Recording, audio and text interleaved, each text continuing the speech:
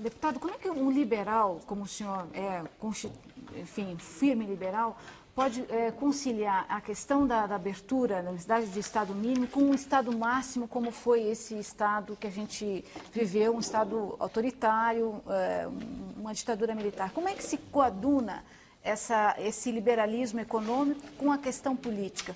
Pergunto se o senhor acha que é possível, nos países pobres, haver desenvolvimento com democracia. O regime militar foi um mal necessário?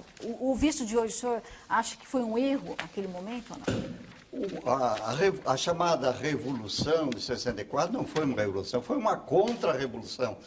É uma ilusão dos nossos esquerdistas imaginar idilicamente que em 1964 havia uma opção entre uma democracia liberal e uma democracia social. Não existia, não.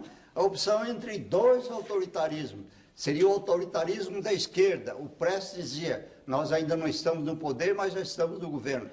A opção era entre um autoritarismo de esquerda, ideológico, feroz, capaz de levar pessoas ao paredão. Só o Che Guevara matou 600 pessoas em Cuba. Ele era manso perto de Fidel Castro.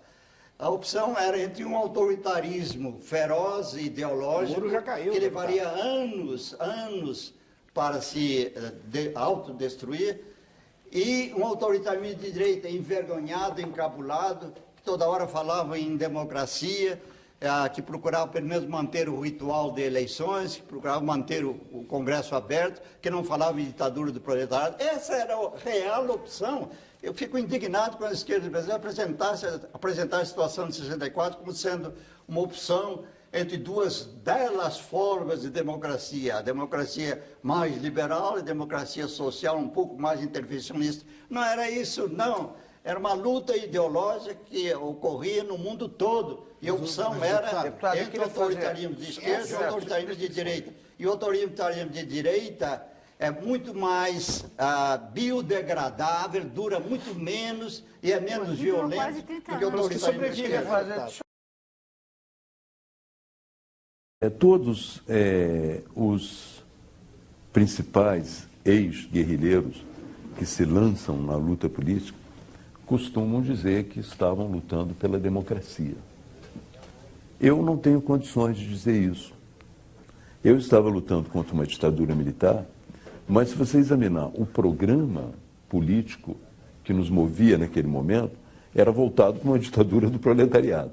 Então você não pode voltar atrás, corrigir o seu passado e dizer, olha, naquele momento eu estava lutando pela democracia.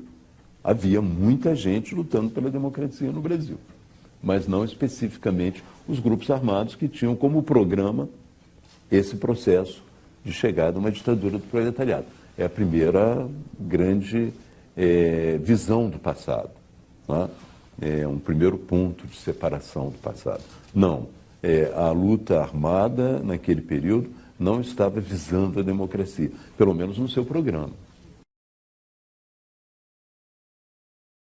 Aí já um movimento não mais estudantil, um movimento social de tomada do poder, é isso que nós queríamos, e transformação daquilo em socialismo, e que nós não éramos exatamente contra a ditadura, nós éramos contra a ditadura militar burguesa, mas nós éramos a favor da ditadura do proletariado. Isso ninguém diz, mas tem que dizer, faz parte da nossa história.